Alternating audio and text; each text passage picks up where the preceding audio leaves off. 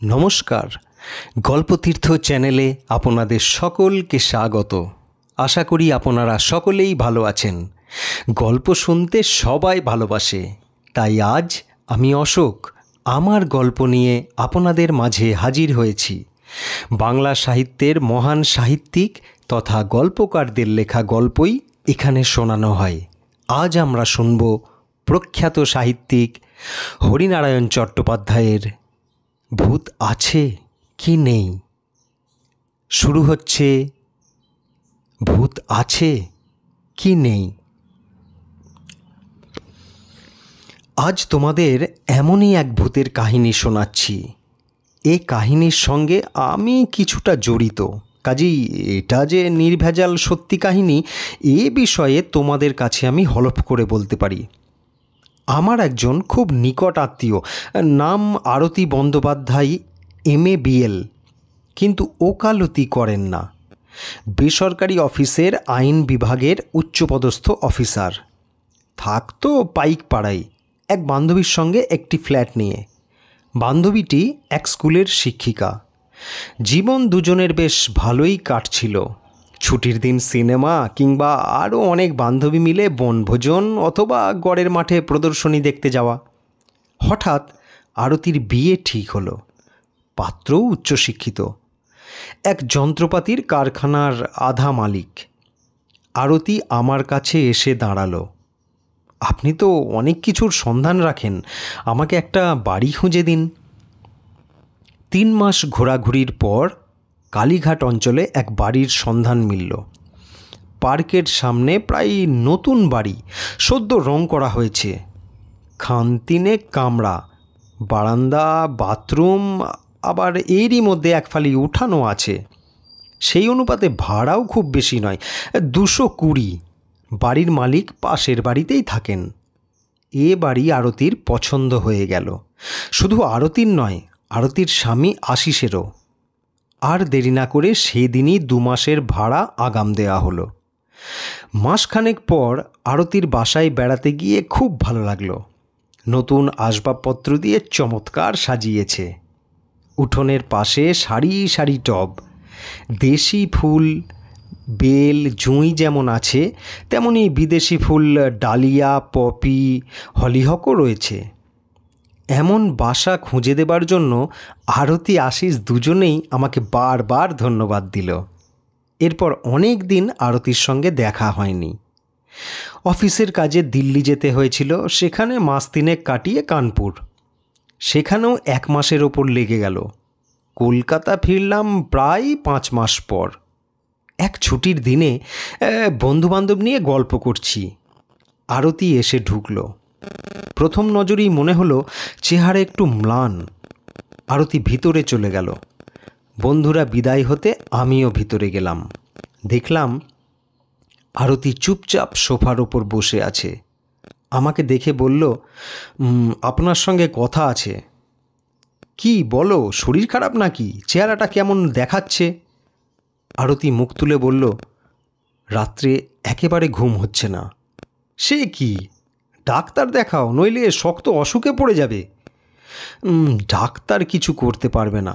তার মানে বাড়িটা ভালো নয়। সে কি, স্যাঁতসেঁতে বা অন্ধকার এমন তো নয়, রোদ বাতাস প্রচুর। সেসব কিছু নয়, অন্য ভয় আছে। আমি ঠিক বুঝতে পারছি না।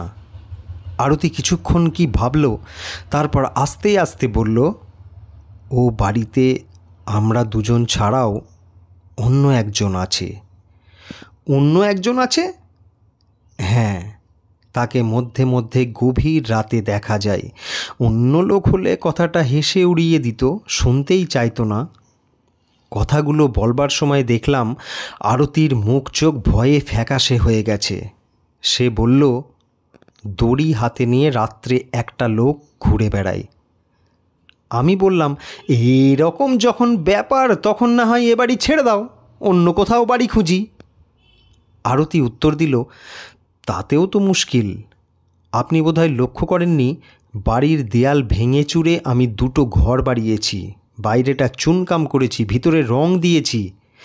গ্যাস বসাবার জন্য রান্নাঘরেও অনেক অদল বদল করেছি। অবশ্য এসব বাড়িওয়ালার মত নিয়েই করেছি। ভাড়া থেকে মাসে মাসে কিছু টাকা কেটে রাখছি। সে টাকা শোধ হতে বছর 2-1 লাগবে।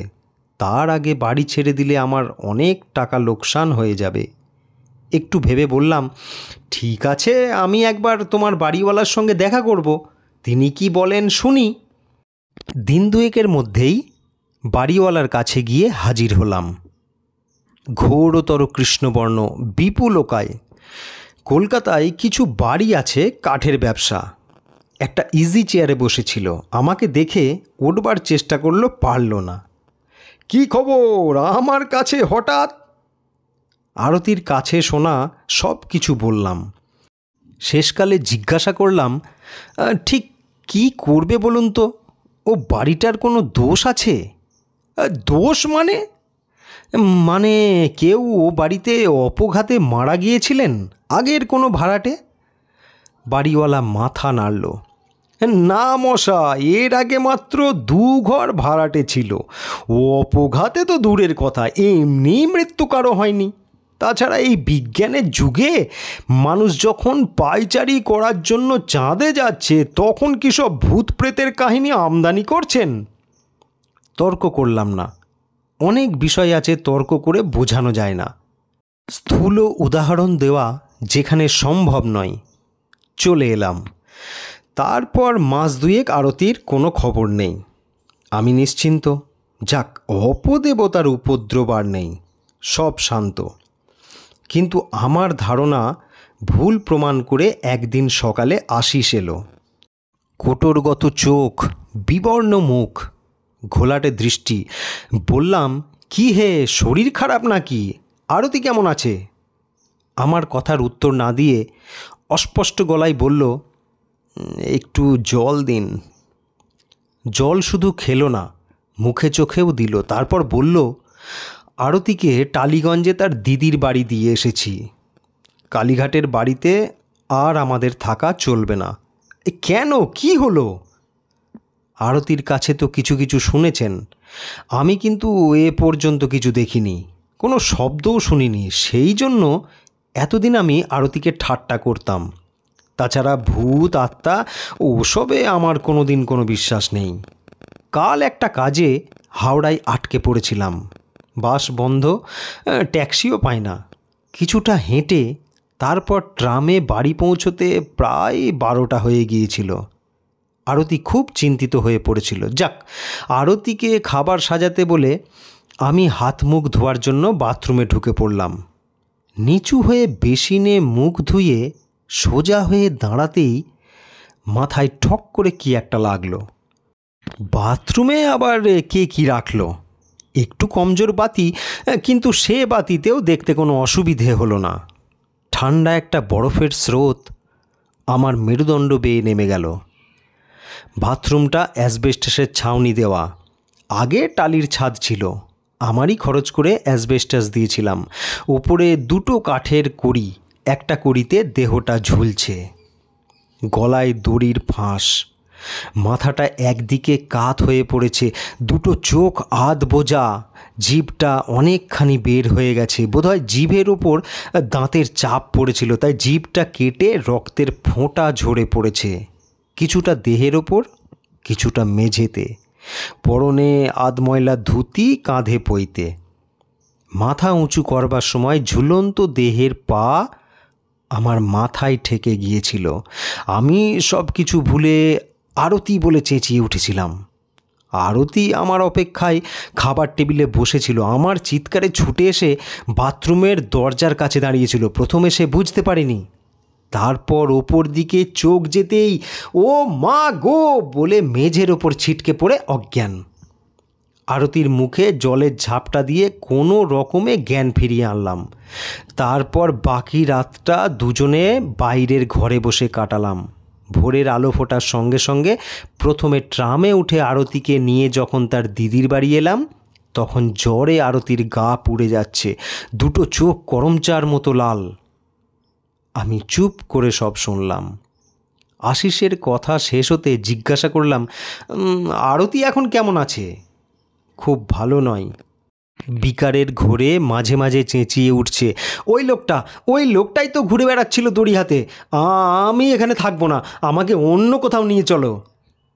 অবশ্য আরতির জন্য খুব চিন্তা নেই, ভয়টা কেটে গেলেই ঠিক হয়ে যাবে। কিন্তু সব কিছু নিজের চোখে দেখবার দারুণ ইচ্ছে হলো। এমন তো নয় একসময় দরজা খোলা পেয়ে বাইরের কোনো লোক বাড়ির মধ্যে ঢুকে পড়ে আত্মহত্যা করছে। সে হয়তো আত্মহত্যা করবার নির্জন একটা জায়গা খুঁজছিল। তাই আশিসকে বললাম, চলো একবার নিজের চোখে দেখে আসি। তাছাড়া তোমরা ব্যাপারটাকে ভৌতিক ভাবছো, তা তো নাও হতে পারে। পুলিশে খবর দেওয়াও তোমাদের একটা কর্তব্য, তারা এসে মৃতদেহের ভার নেবে। আশিস আমার সঙ্গে চলল। তালা খুলে ভিতরে ঢুকলাম। বাথরুমের মধ্যে গিয়ে অবাক হয়ে গেলাম, কোথাও কিছু নেই, সব পরিষ্কার। আশিসকে জিজ্ঞাসা করলাম, কই হে, কোথায় তোমার ঝুলন্ত দেহ? রক্তের একটি ফোঁটাও তো কোথাও দেখছি না। আশিস রীতিমতো অপ্রস্তুত। সব চোখের ভুল বুঝলে? আশিস মাথা নাড়ল, কিন্তু দুজনেই ভুল দেখলাম। ওরকম হয়, একজনের ভয় আর একজনের মধ্যে সঞ্চারিত হয়ে তাকেও এক ধরনের কাল্পনিক দৃশ্য দেখায়। তুমিও দেখো না, কাল রাতে তুমি যদি সত্যিই ওরকম একটা দৃশ্য দেখে থাকো, তাহলে আজ কোথাও কিছু নেই, তা কি হতে পারে? এইখানটাই তো দেখেছিলে। মুখ তুলে ওপরের দিকে দেখেই আমি থেমে গেলাম। কি আশ্চর্য, এটা তো আগে দেখিনি। কড়ির সঙ্গে একটা মোটা দড়ি বাঁধা, দড়িটা ফাঁসের আকারে ঝুলছে। অস্বীকার করব না, আমার হাত পা বেশ ঠান্ডা হয়ে গেল। বুকের দাপাদাপি এত জোরে যে ভয় হলো স্পন্দন থেমে না যায়। ও দড়ির ফাঁস তো প্রথমবার দেখিনি। আরও অবাক কাণ্ড, দড়ির ফাঁসটা অল্প দুলছে, অথচ কোথাও বাতাস নেই। বাইরে বাতাস থাকলেও বাথরুমে বাতাস ঢোকবার কোনো সুযোগই নেই। আশিসের সঙ্গে বেরিয়ে এলাম। এটা যে ভৌতিক ব্যাপার নয়, কোনো মানুষের কারসাজি, তা হওয়াও সম্ভব নয়। কোনো যুক্তিতর্ক বিস্তার করেও সমাধান করতে পারলাম না। আরতিরা আর ও বাড়িতে ফিরে যায়নি। ভবানীপুরে একটা বাড়ি ঠিক করে উঠে গিয়েছিল, আর্থিক লোকসান সত্ত্বেও। এ ঘটনার প্রায় মাস তিনেক পর এক বিকেলে কালীঘাট পার্ক দিয়ে যাচ্ছি। হঠাৎ আরতির বাড়িওয়ালার সঙ্গে দেখা হয়ে গেল। বেঞ্চে বসে আছে। আমি তার পাশে বসে পড়ে জিজ্ঞাসা করলাম, মশাই, সত্যি কথা বলুন তো, বাড়িটার কি রহস্য? আমার আত্মীয়টি তো থাকতে পারল না, পালালো। প্রথমে কিছুতেই বলবে না, অবশেষে আমার পীড়াপিড়িতে বলল, এক বুড়ো ভদ্রলোক ওই বাড়িতে আত্মহত্যা করেছিল, তা প্রায় বছর 10 আগে। পেটে শুল বেদনা ছিল। বাড়ির সবাই নিমন্ত্রণ খেতে বাইরে গিয়েছিল, তখন বাথরুমে বুড়ো গলায় দড়ি দেয়।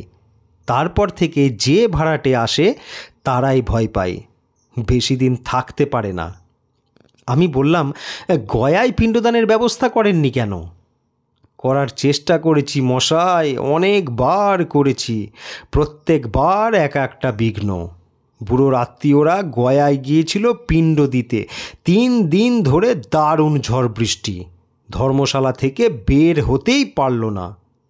আমি নিজে একবার গিয়েছিলাম, ট্রেন থেকে স্টেশনে নামতে গিয়ে পা পিছলে পড়ে 1 মাস হাসপাতালে শয্যাগত। পুরোহিত দিয়ে শান্তি সস্তয়নের আয়োজন করার চেষ্টা করেছিলাম, সেখানেও বিপত্তি। পুরোহিত আসনে বসবার সঙ্গে সঙ্গে ছাদ ভেঙে একটা চাঙড় তার মাথায় পড়ল। পুরোহিত জ্ঞান হারিয়ে মেঝের ওপর লুটিয়ে পড়ল। ব্যাস, তারপর থেকে আর কোনো পুরোহিত আসতে রাজি হলো না। কি করি বলুন তো? সে উত্তর দিতে পারিনি। একটা কথা শুধু মনে হয়েছে, পৃথিবীর সব অবিশ্বাসী মানুষদের জড়ো করে চিৎকার করে বলি, যারা মনে করেন মৃত্যুর সঙ্গে সঙ্গেই সব শেষ হয়ে যায়, প্রেতজনী বলে কিছু নেই। তারা কালীঘাট অঞ্চলের এই বাড়িটায় রাত কাটিয়ে যান। বাড়িটা এখনও খালি। ঠিকানা আমার কাছ থেকে সংগ্রহ করে নিয়ে যাবেন। অবশ্য আমি ভালো মন্দ কোনো কিছুর জন্য দায়ী থাকব না। এই মর্মে আমাকে একটা লিখিত চুক্তিপত্র দিতে হবে। শুনছিলেন ভূত আছে কি নেই। গল্পটি যদি আপনাদের ভালো লেগে থাকে চ্যানেলটিকে অবশ্যই সাবস্ক্রাইব করে নেবেন আর লাইক ও শেয়ার করতে ভুলবেন না। আর আজকের গল্পটি আপনাদের কেমন লাগলো কমেন্টে অবশ্যই জানাবেন। ধন্যবাদ।